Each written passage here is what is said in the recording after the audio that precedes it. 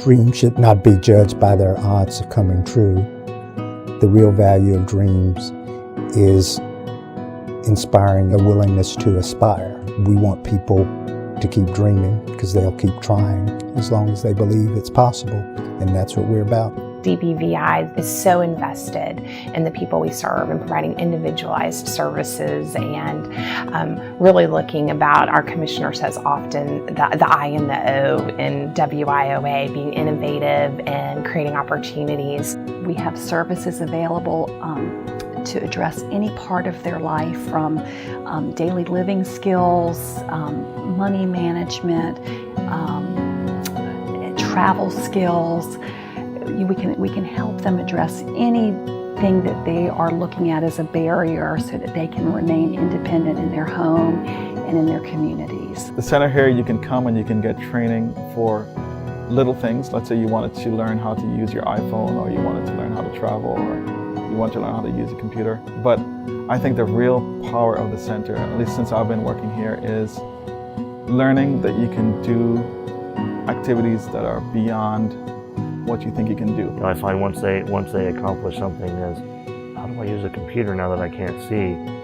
Other worlds open up for them, other opportunities that they start thinking, like I say, outside of that box.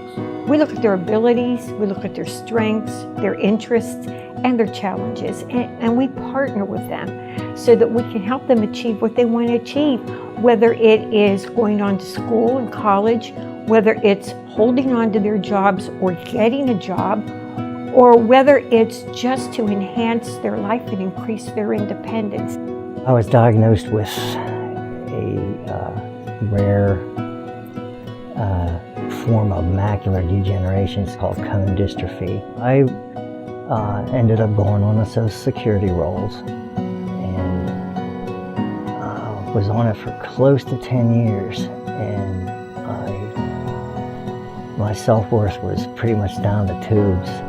And my wife saw an ad for a position with VIB, and they would be able to provide me the products and services to be able to get me to be able to do this certain type of job. And there was a collections job that was available, and I had experience at that. So we started moving forward, and eventually I got in there and got the job.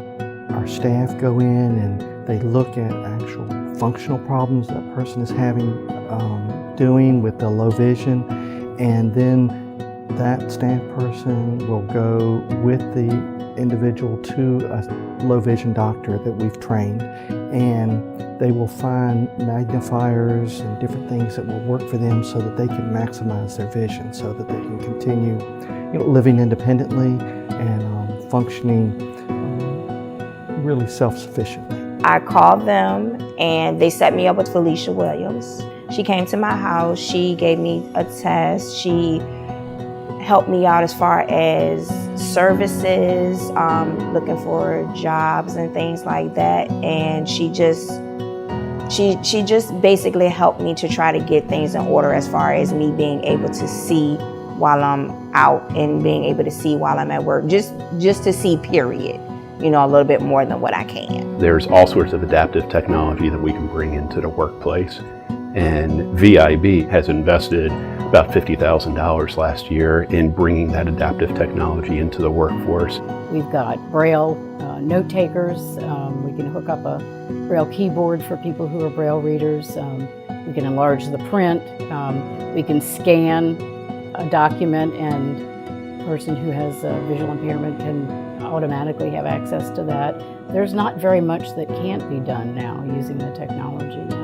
I see a workforce ready to contribute, a workforce that's eager to demonstrate their personal skills, as well as to knock down any stereotypes that people might have. We always talk about people gaining independence, but the greatest way that somebody can gain an independence is when they obtain a paycheck and they have that job for themselves. And once they're able to have that income, then they can direct their paths where they want to live and make their choices a lot more independently. It feels really good to be a productive part of society and still be able to work and get out there and show other people that, life doesn't stop. What we do is certainly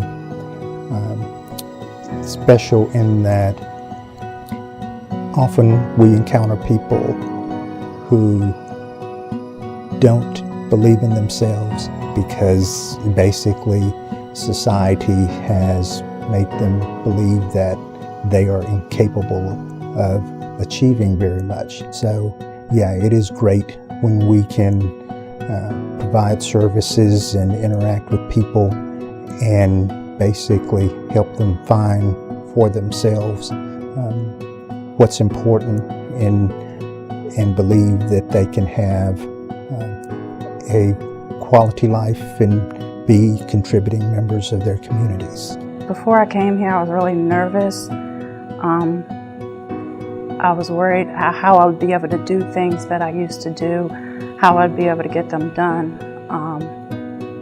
And being here, learning how to do things in a different way, learning all the different technology that is out there, it was really a good experience. I don't know what I would have done had I not come here. It's all about teamwork. The technology goes hand in hand with the rehab teaching, which and also goes hand in hand with the vocational rehabilitation. But an individual will have a much better chance of succeeding in their job if they know their way around. That brings in orientation and mobility. It's so intertwined. It's such a team effort to work with someone and get them to achieve what they want. And of course, it's work on their part as well, and they understand that. They're specialized. They know what they're doing. They're willing to help you. They help you to organize things, give you the options, give you the information, and as long as you're willing to work with them, they can help you reach your goal. And you don't have to sit on Social Security or wonder what you're going to do. If you have an idea of what it is you want to do, they're going to help you to find that and to get that. For more information, contact us at 1-800-622-2155 or on our website www.vdbvi.org.